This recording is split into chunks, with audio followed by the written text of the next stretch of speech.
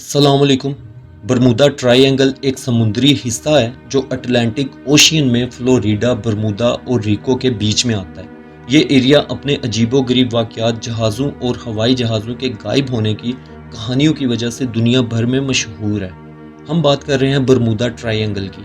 Bermuda triangle का area 3 points को मिला के बनता है। मियामी, फ्लोरिडा जो यूएसए के एरिया में आता है। इसका दूसरा हिस्सा बरमूदा आइसलैंड के एरिया में आता है और जो इसका तीसरा हिस्सा है वो सैन जुआन रिको से जुड़ा हुआ है।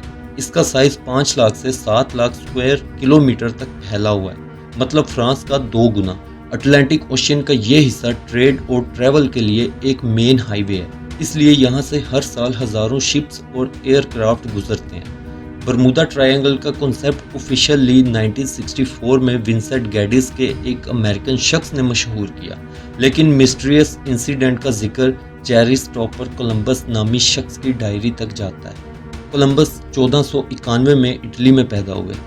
1492 में कोलंबस ने लिखा कि जब वो बरमूदा ट्रायंगल के एरिया में एंटर हुए, उनका कैंपस यहाँ स्ट्रेंज तरीके से बिहेव कर रहा था। उन्होंने अजीब रोशनी देखी जो समुंदर में गायब हो गई और आसमान में एक ग्लोइंग ऑब्जेक्ट उनके ऊपर से गुजरा।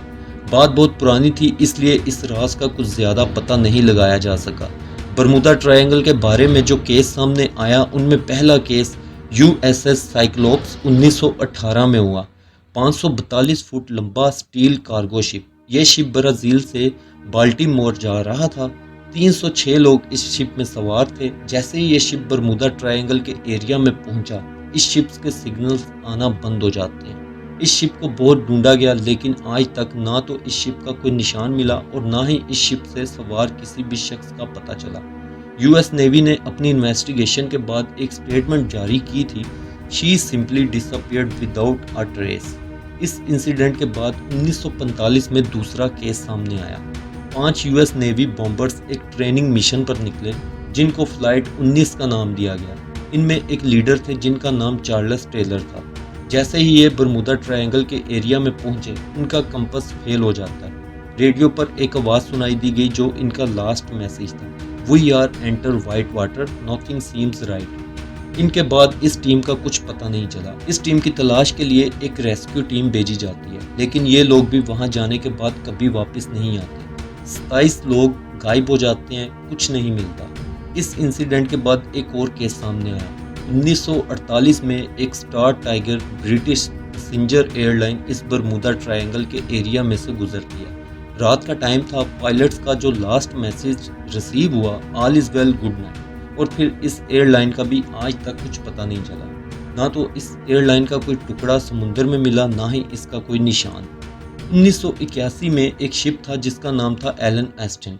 ये शिप इंग्लैंड से न्यूयॉर्क के लिए निकलता है। इस शिप का एक कैप्टन था जिसका नाम ग्रिफिन था। ग्रिफिन एक शॉर्टकट लेता है ताकि वो न्यूयॉर्क जल्दी पहुंच जाए, और इस शॉर्टकट का रास्ता इस बरमूदा ट्रायंगल के पास से होकर गुजरता था।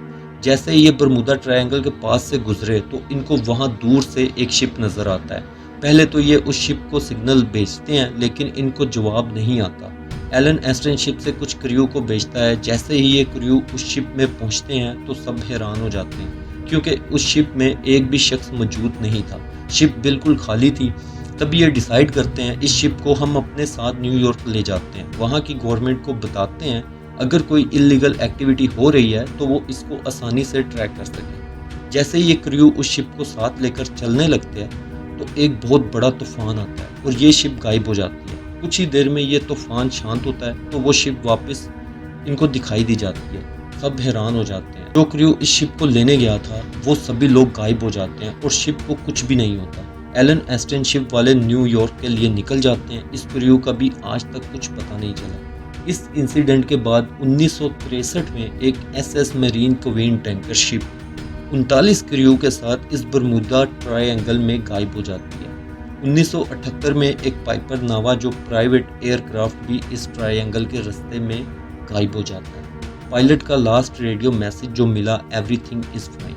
और कुछ ही देर बाद ये एयरक्राफ्ट भी रेडार से गायब हो जाता है। इस एयरक्राफ्ट को भी तलाश किया गया, लेकिन कोई भी क्रैश का सबूत या निशान नहीं मिलते। इस इंसिडेंट के बाद 1971 में एक चार्ल्स नामी शख्स ने अपनी किताब में एक इंसिडेंट लिखा कि शिप का क्लॉक और कंपास पोजीशन चेंज करने लगता है जैसे वक्त ही रुक गया हो। इस इंसिडेंट को नॉन क्रीपी इंसिडेंट का नाम दिया गया। 1991 में एक और प्लेन इसी बरमूदा ट्रायंगल के रास्ते में गायब हो जाता है। लोगों ने इसको बरमूदा ट्रायंगल तब बोलना शुरू किया जब विंस्टन गैडी ने इस पर एक आर्टिकल पब्लिश किया। इस आर्टिकल का नाम दी डेडली बरमूदा ट्रायंगल रखा गया। वेस्टर्न गैडी ने इसमें लिखा कि फ्लोरिडा के पास एक एरिया है जो 3 पॉइंट से मिलकर बना है और वहाँ अजीब एक्टिविटीज़ होती हैं। तब से लेकर आज तक लोग इसको बरमूदा ट्रायंगल के नाम से जानते हैं। कहा जाता है इस एरिया की सबसे बड़ी मुश्किल ये थी कि जैसे ही इस एरिया में जाओ कभी रेडियो ना चले, कभी कंपास ख़राब हो जाए और जितनी भी इलेक्ट्रॉनिक्स डिवाइस होती थी वो काम करना छोड़ देती थी। इसके साथ साथ जो भी जहाज़ इस एरिया के ऊपर से गुजरता वो गायब हो जाता और जो भी शिप इस एरिया में एंटर होती उनका नामो निशान भी नहीं मिलता। इनके साथ साथ जो लोग इन जहाज़ और शिप में सवार थे उनका भी आज तक कुछ पता नहीं चला। बरमूदा ट्रायंगल एक ऐसी जगह है जहां समुंदर के साथ साथ कहानियां भी गहरी हैं। हर इंसिडेंट एक नया सवाल पैदा करता है जिसका राज आज तक कोई नहीं जान पाया। ये थी आज की कहानी। जो लोग मेरे चैनल पर न्यू हैं चैनल को सब्सक्राइब कर दें। अपनी पसंदीदा कहानियां आप मुझे कमेंट सेक्शन में बता सकते हैं। अपना बहुत सारा ख्याल रखें। अल्लाह हाफिज़।